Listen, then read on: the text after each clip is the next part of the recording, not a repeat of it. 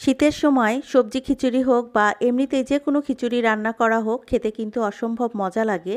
আমার কাছে গরমের সময় সেটা একেবারে বিরক্তকর। আপনাদের ভাইয়া যদিও বা শীত গরম কোনো কিছুতেই খিচুড়ি পছন্দ করে না, কিন্তু ইদানিং দেখছি যদি খিচুড়ি রান্না করা হয় তাহলে একটু তৃপ্তি সহকারেই খায়। আসলে একটা মানুষ না, যে কোনো কিছু যদি ভালো না লাগে সেটা যদি একবার ভালো লাগে তাহলে কিন্তু আর ছাড়ানো যায় না। সেটাই হয়েছে ওর সাথে। আগে যেমন বিরক্ত হতো, বলতো যে কেন খিচুড়ি রান্না করেছো, তখন দেখা যেত কি আমার ভাতও রান্না করতে হতো, আবার খিচুড়িও রান্না করতে হতো। আর এখন যখন অভ্যাস হয়ে গিয়েছে এখন কিন্তু খুব সুন্দরভাবেই খেয়ে নেয়, যার কারণে মাঝে মাঝে খিচুড়িটা একটু রান্না করি। আর আমি রাতের থেকে বা দুপুরের থেকে সকালেই খিচুড়িটা বেশি রান্না করা পছন্দ করি, কারণ আমার কাছে মনে হয় সকালবেলাই ভালো লাগে। আর কয়েকদিন পর যেহেতু গরম পড়েই যাবে তখন আর তেমন একটা খাওয়া হবে না, তাই কয়েকদিন থেকে সকালবেলা চেষ্টা করি একটু খিচুড়িটাই খাওয়ার জন্য। এখানে আমি চাল ডাল একসাথে সব কিছু দিয়ে মাখিয়ে বসিয়ে দিব। প্রেসার কুকারের খিচুড়িটা কিন্তু আমার কাছে বেশ মজা লাগে। পাতিল বা রাইস কুকারে তেমন একটা ভালো হয় না, যার কারণে আমি প্রেসার কুকারেই বসিয়ে দিচ্ছি। আর এখানে একটু তরকারি রান্না করে নিব। আজকে একটু ডিমের তরকারি রান্না করব। যদিও বা ডিম আমার তেমন একটা পছন্দ না, যার কারণে আমি শুধু 3টা ডিম দিয়ে আজকে তরকারিটা রান্না করে নিব।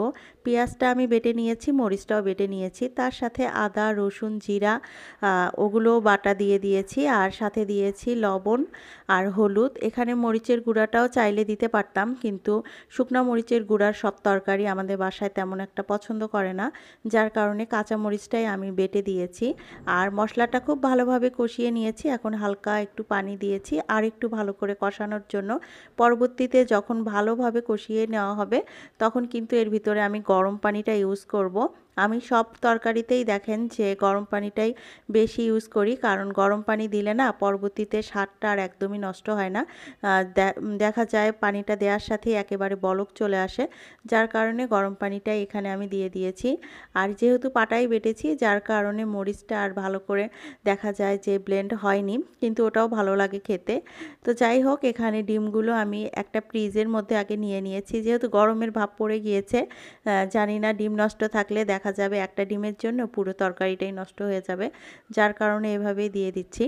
তো আমার মতো এইভাবে কার কার বাসায় ডিম রান্না করে খাওয়া হয় অবশ্যই কমেন্ট করে জানাবেন। আসলে অনেক সময় দেখা যায় কি একটা তরকারি রান্না করা হয়, বেশি একটা রান্না করি না, শরীরটাও ভালো লাগে না, যার কারণে একটা তরকারি দিয়েই আসলে পার হয়ে যায় খাওয়া দাওয়া। এখানে একটু সামান্য পরিমাণ আমি ধনিয়া পাতাও দিয়ে দিচ্ছি, কারণ শীতের সময় ধনিয়া পাতা ছাড়া না আমাদের একদমই ভালো লাগে না।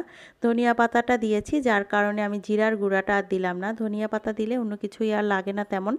আর আরেকটু ভালো মতো আমি জাল করে নিব, যার কারণে এখানে একটু ধনিয়া পাতাটা আমি আগেই দিয়েছি। তো আমার ভিডিওগুলো যদি ভালো লাগে অবশ্যই লাইক কমেন্ট শেয়ার করে দিবেন। জানি না কার কাছে কেমন লাগে বা কতটুকু ভালো লাগে। যদি ভালো লাগে অবশ্যই পেজটাকে ফলো করে দিবেন। শেষ করছি এই পর্যন্তই। সবাই ভালো থাকবেন, সুস্থ থাকবেন। আল্লাহ হাফেজ।